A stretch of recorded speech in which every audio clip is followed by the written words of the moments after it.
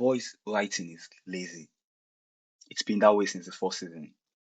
There's nauseating character development, the inconsistency within the show's universe, the lack of depth in any of the plot lines, and just how generally weak the narrative is.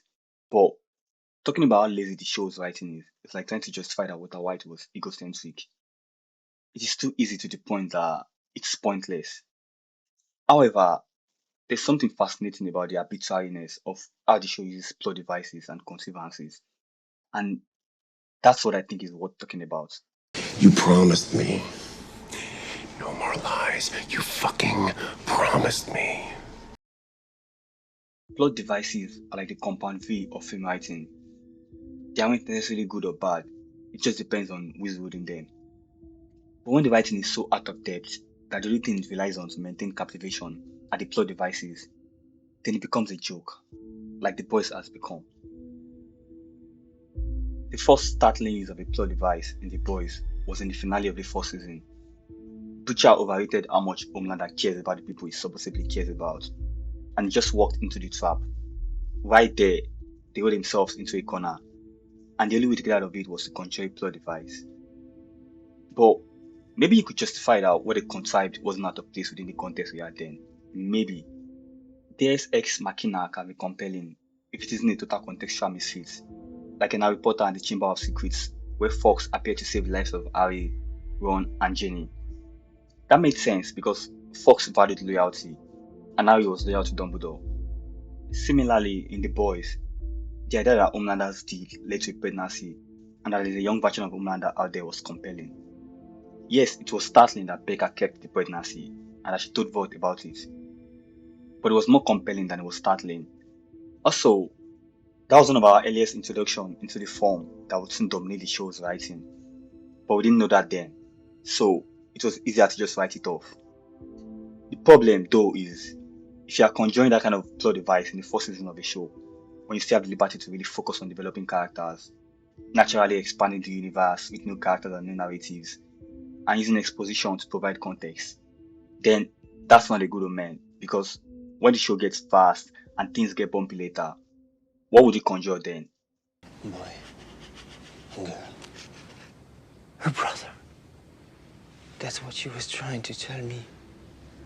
While it was easy to write off the Homelander as a son plot device, it was impossible to not be frustrated by this one.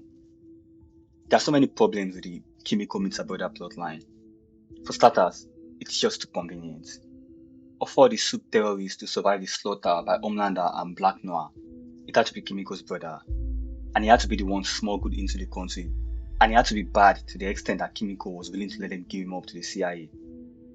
But if she had been watching the show up until that point, they were probably already realizing that convenience was becoming a staple of the show's writing.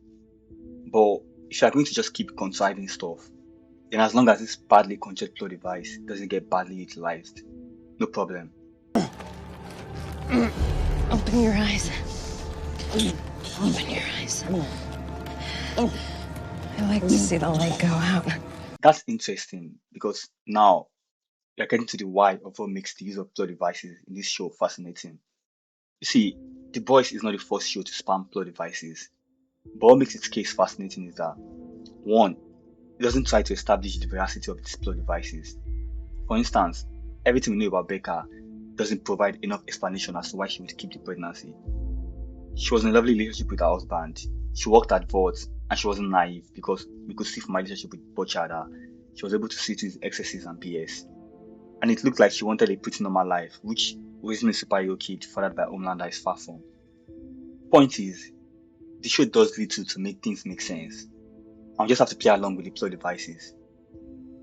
The second reason why it's fascinating is that these plot devices rarely turn out to have an effect on the show's long-term plots.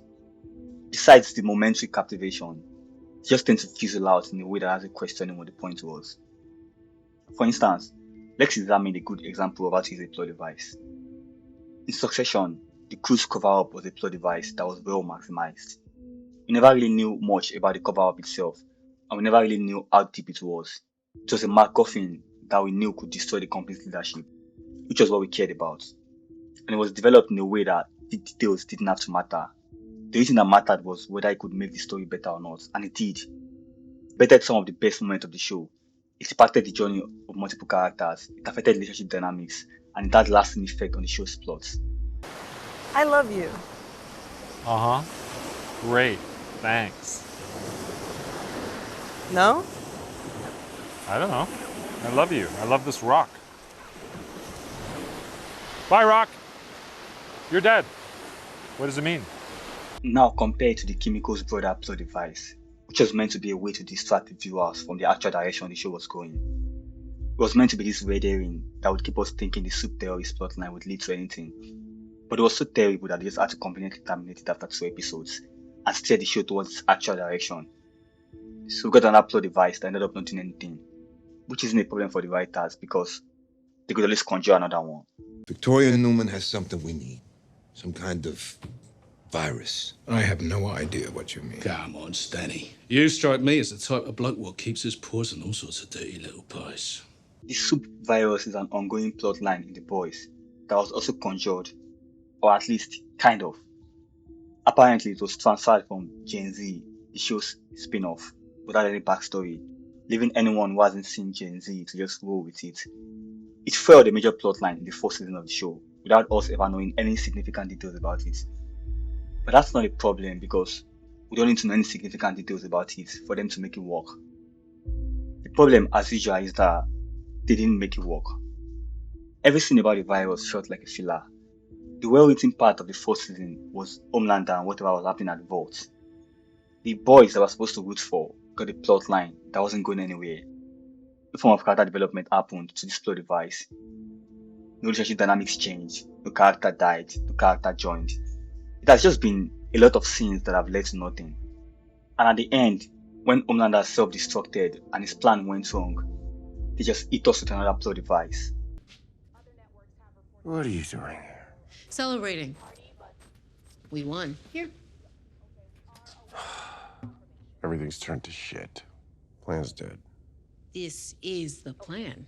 And that brings me to the third and final reason why the show's use of plot devices is fascinating. The writers seem willing to just keep doing it.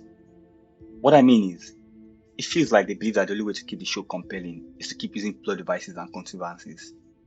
When I think of The Boys, I struggle to remember any plotline that developed naturally as a result of a character's driven action or the show's internal conflict.